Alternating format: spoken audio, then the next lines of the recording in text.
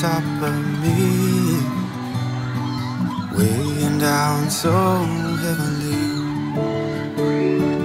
Gonna fall eventually. There's no defying gravity. But you make me feel. But you make me feel indestructible.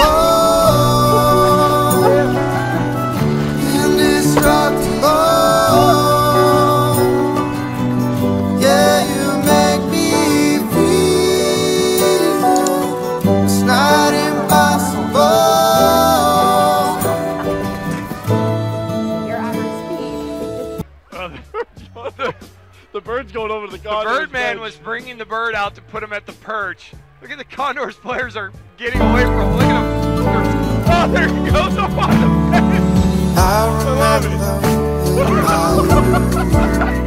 Oh my God. Oh my God.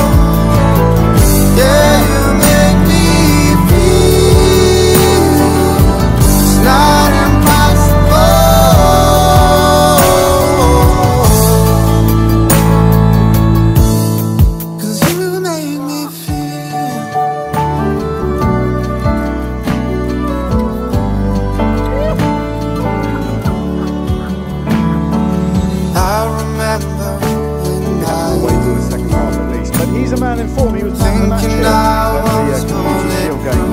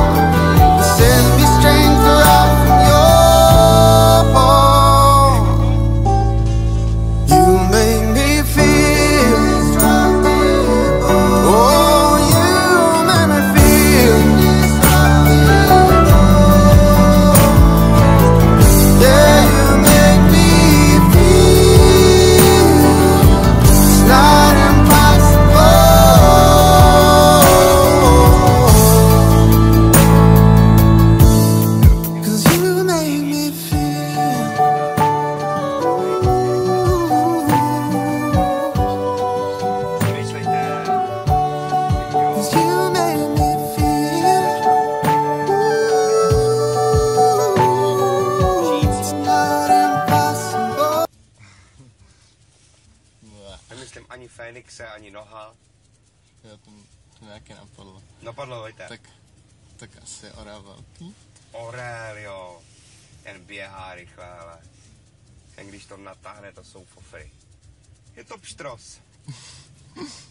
Tak já vám vzal jeden život rovnou. No. Je bída. Nevadí. Ta bižule nebyla nikdy nějak moje silná stránka. Bižule je zlovidlo. Jakou hru budete hrát s tágem? Kulečník nebo biliard? Aha, počkej. Přesně tak. Je to vaše. První 500. Opravte následující překlep, jo? Sandro Botticelli je autorem obrazu Zrození Venouše z vln. Jako ten název toho obrazu, toho díla. Sandro Botticelli je správně.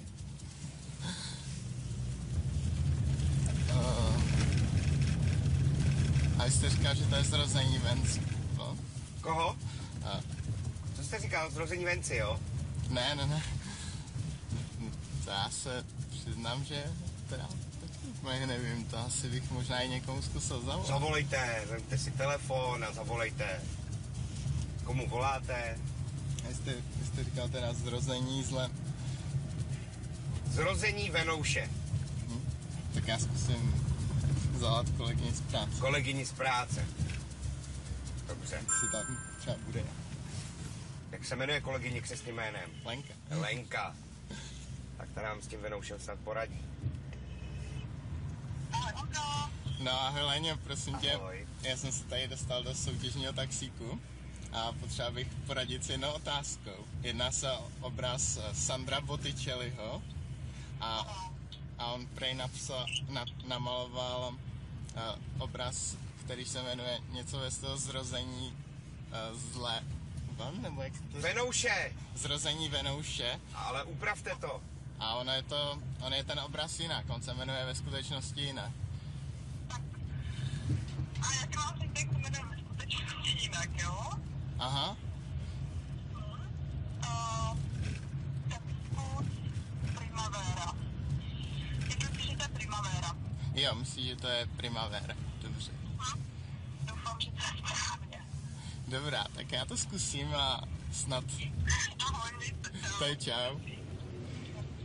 Tak Lenka si myslí, že to je Primavera. Tak je. Šmarja, to se ani možný, tohle to... Co to nemám nervy, tohle.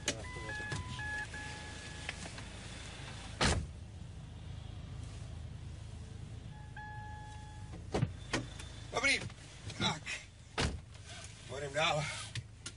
Tak, co si myslíte teda? No, Lenka říká, že to je Primavera. Primavera, jo? Že ten překlep jako je takhle minimální úplně.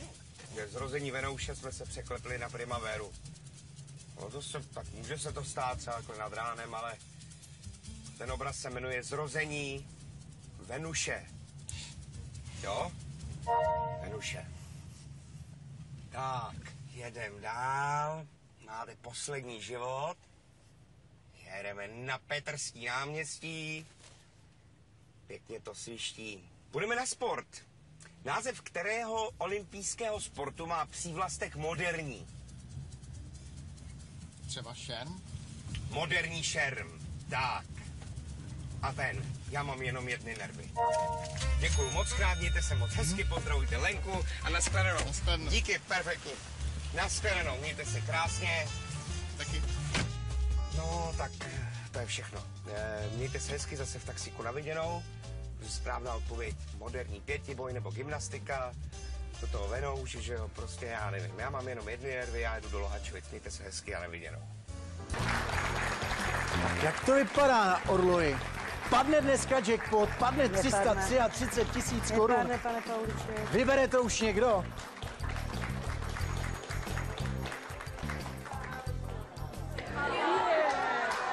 O jedno. O jedno. O jedno. Jste si jistá? Jsem si jistá o jedno. Víte, co to znamená? Protože Jsem si jistá o jedno. kdyby o tam jedno. byl náhodou jackpot, tak jste rekordmankou soutěže. No, vidíte to. Prasněčočka. V televizi. Tak. Fakt o jedno. Já to vidím na dálku. Já mám dalekohled. O jedno. Teda vy jste vědma. No vidím dalekohled. Tak, ano, už tam nakouklo od, tak to riskneme. O jedno políčko říkáte, Máte jackpot, je tady!